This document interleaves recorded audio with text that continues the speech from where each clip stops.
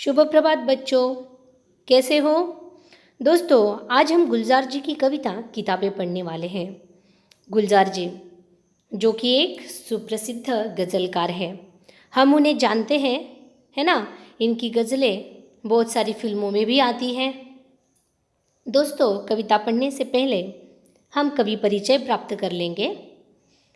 गुलजार जी का जन्म 18 अगस्त 1936 में दीना, झेलम, पंजाब में हुआ है। गुलजार जी का मूल नाम संपूर्ण सिंह कालरा है। आप एक कवि, पटकथा लेखक, फिल्म निर्देशक, नाटककार होने के साथ साथ फिल्मों में प्रसिद्ध गीतकार भी हैं। इनकी प्रमुख कृतियां हैं चौरस रात, यह लघु कथा है। रावी पार, यह कथा संग्रह है। रात, चांद और मैं, एक बूंद चांद, रात पश्मीने की, यह कविता संग्रह है। खराखे, यह कविता संग्रह है। प्रस्तुत पद्य में क्या दिया है, पद्य संबंधी, यह एक नई कविता है बच्चों। आधुनिक संवेदना के साथ परिवेश के संपूर्ण वैविध्य को एक नए शिल्प में अभिव्यक्त करने वाली काव्यधारा नई कविता कहलाती है। यह क्या है? एक नई कविता है। प्रस्तुत कविता में गुलजार जी ने पुस्तकें पढ़ने का सुख, कंप्यूटर के कारण पुस्तकों के प्रति अरुचि, पुस्तकों और मनुष्यों के बीच बढ़ती दूरी और उससे उत्पन्न दर्द को बड़े ही मार्मिक ढंग से प्रस्तुत किया हुआ है। यह जो कविता है हमारी, इसके अंतर्गत क्या दिया गया है? तो इसमें पुस्तकों का दुख व्यतीत किया गया है कि आज जो आधुनिक ज़माना है, कंप्यूटर का युग है, उसके कारण क्या हो रहा है, लोग किताबों से दूर जा रहे हैं और इस वजह से किताबें दुखी है, वह अपना दुख व्यक्त कर रही है।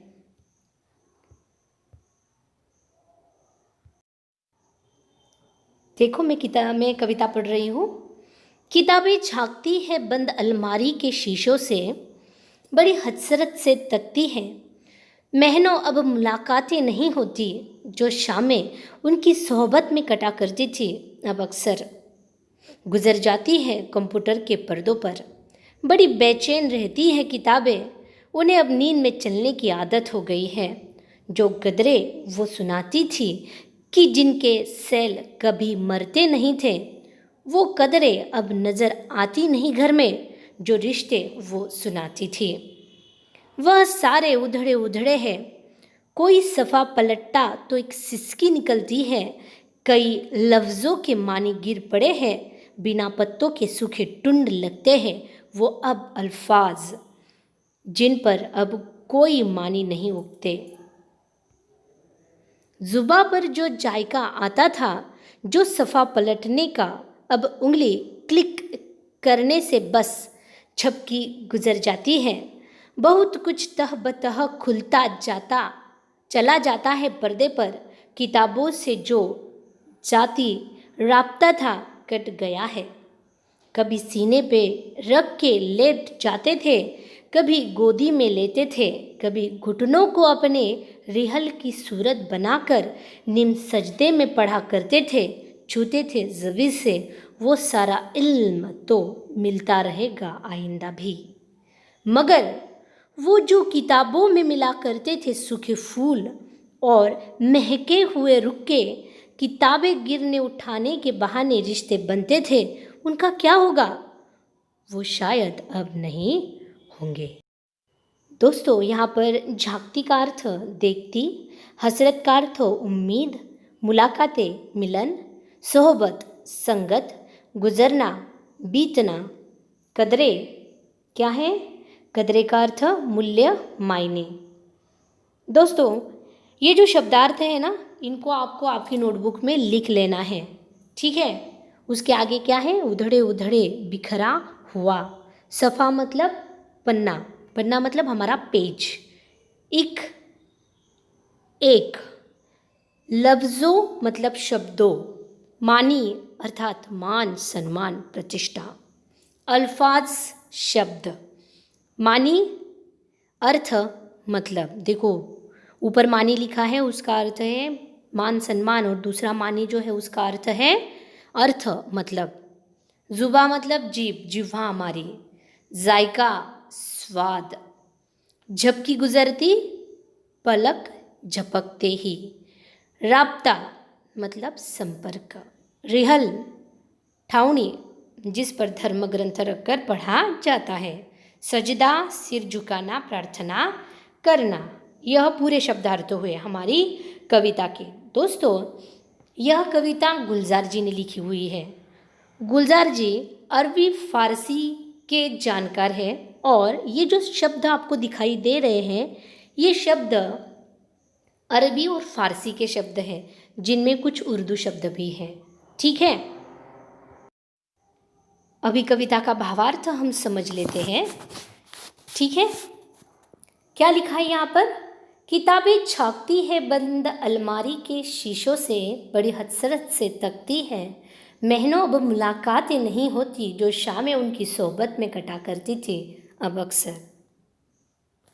दोस्तों, यहाँ पर कवि क्या कह रहे हैं? कवि कह रहे हैं कि किताबें मनुष्य की साथी है, किंतु कंप्यूटर के अधिकाधिक उपयोग के कारण इनमें लोगों की रुचि कम होने लगी है। अब स्थिति यह है कि ये किताबें बंद अलमारी के शीशों से झांकती है, बड़ी उम्मीद से शीशों के बाहर ताकती है।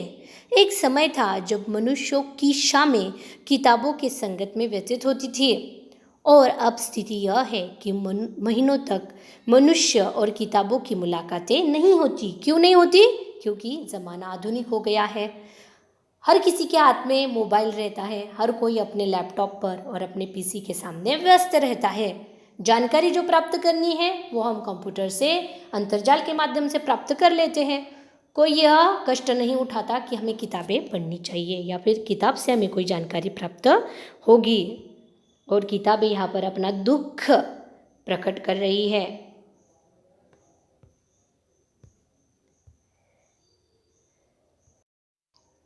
आगे देखो, गुजर जाती है कंप्यूटर के पर्दों पर, बड़ी बेचैन रहती है किताबें, उन्हें अब नींद में चलने की आदत हो गई है।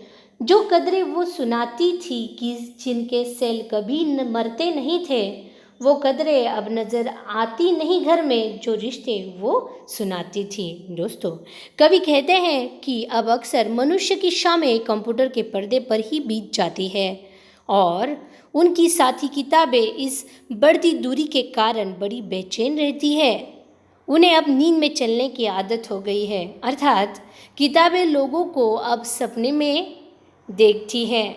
किताबें अपने ज्ञान गंगा के स्वर्णाक्षरों द्वारा मनुष्यों को नैतिकता का पाठ पढ़ाती थी। पुराने ज़माने में किताबें क्या करती थी? मनुष्य को नैतिकता का पाठ पढ़ाती थी।